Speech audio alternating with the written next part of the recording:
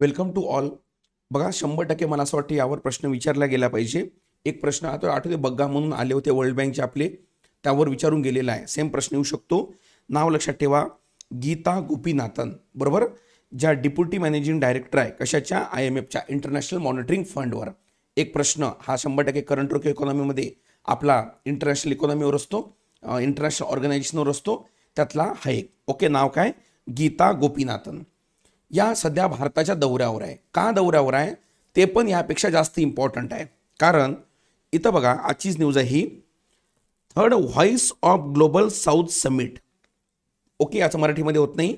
Third voice of global south summit, त्याला असं म्हणतात voice of global south summit, VOGSS, बरोबर. तिसरं हे संमेलन जे आहे, हे संमेलन ओके भारतामध्ये होत आहे.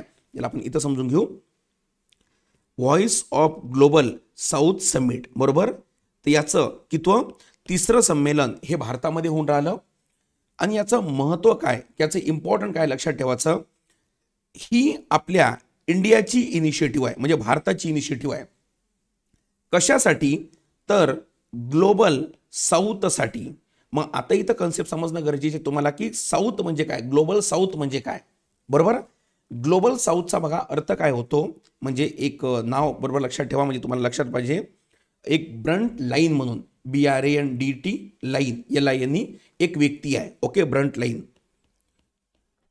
ओके, यांनी लक्षात ठेवायचं ही ग्लोबल साऊथ, बरोबर, ही संकल्पना मांडली. कशी मांडली तर बघा, आता जे विषुववृत्त आहे आपण मॅपवर बघतो, बरोबर, त्या विषुववृत्ताच्या खालचे जे देश आहे ना, तर हे देश अत्यंत गरीब आहे. म्हणजे प्रति व्यक्ती उत्पन्नावरून त्यांनी काय केलं, ही कन्सेप्ट मांडली होती. ओके, ब्रंट लाईन यांनी. आणि यामध्ये लक्षात ठेवायचं ऑस्ट्रेलिया आणि न्यूझीलंड या देशाचा समावेश केला नाही बरं त्यांनी, आणि होत पण नाही.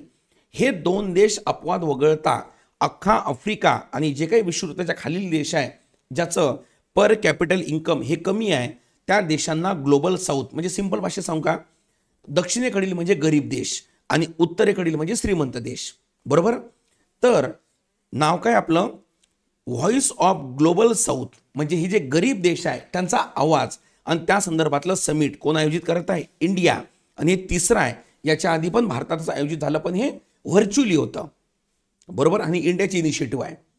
आता इथं प्रश्न येतो की नेमकं हे इंडियाला का इम्पॉर्टंट आहे, किंवा भारताला हे का बरं याची गरज आहे किंवा आवश्यकता आहे.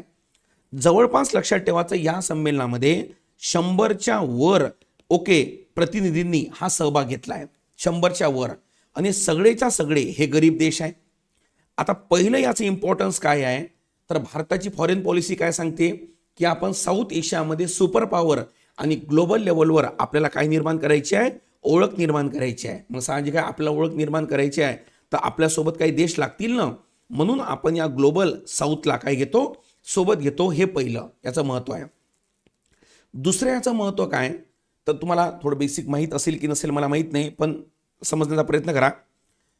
युनायटेड नेशन्स सिक्युरिटी काउन्सिलमध्ये एकूण 15 मेंबर आहे, त्यातले 5 स्थायी मेंबर आहे, बरोबर. या 5 मध्ये भारताचा समावेश व्हावा म्हणून एक मोमेंट सुरू आहे, भारताची आगळी मागणी आहे. मग या 5 मध्ये भारताचा सहभाग तेव्हाच होईल ना जेव्हा UN मधले देश याला सहभाग देईल, म्हणजे सपोर्ट करेल किंवा पाठिंबा देईल. तर अशा वेळेस 100च्या वर देश हे इंडियाला काय करेल, सपोर्ट करेल, म्हणजे UNSC मध्ये भारताची बाजू काय होईल, अत्यंत मजबूत होईल. तर या दृष्टिकोनातून त्याला काय म्हणतात की हे संमेलन काय करण्यात आलं, आयोजित करण्यात आलेलं आहे, बरोबर. आणि त्या संमेलनामध्ये या ज्या मॅडम आहे कोण, गीता गोपीनाथन, या इंडियामध्ये आल्या. सेम असंच बघा, जे बग्गा म्हणून आहे वर्ल्ड बँकचे, सेम ते भारतामध्ये आले होते. लगेच प्रश्न विचारला की बा वर्ल्ड बँकमध्ये प्रतिनिधित्व कोण करतो, इथं प्रतिनिधित्व नाही आहे, या सुद्धा डेप्युटी MD आणि या भारतीय वंशाचा आहे, बरं का.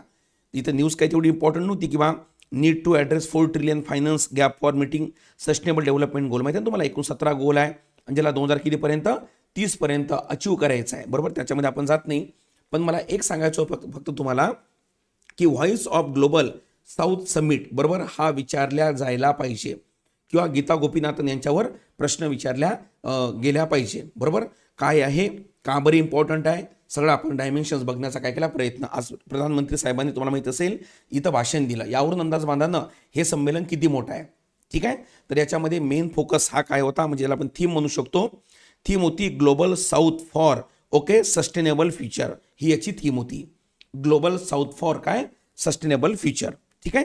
तर असे मुद्दे काय करा थोडे माहिती आहे का चर्चेला आणा. तुला माहिती आहे का आज पेपर झाला तो समाज कल्याण अधिकाऱ्याचा, ज्यामध्ये पाम तेलावर त्यानं प्रश्न विचारले की बा कितीचा भारत पाम तेल ऑइल हे काय करतो आयात करतो. हा प्रश्न करंट अफेअरचा होता बरं का, ना की इकॉनॉमीचा. ठीक आहे. तर साहजिक आहे म्हणून हे तुम्हाला असं वाटतं की न्यूजपेपरमध्ये वगैरे वाचायला मिळणार नाही. आजच्या एक्सप्रेसमधली न्यूज होती ही, तर त्यामध्ये तुम्हाला म्हणजे हे मिळेल. ठीक आहे. पर्यंत चला ठीक आहे. काही टॉपिक जर लागले तर मला कॉमेंट बॉक्समध्ये सांगा. ठीक आहे. चलो.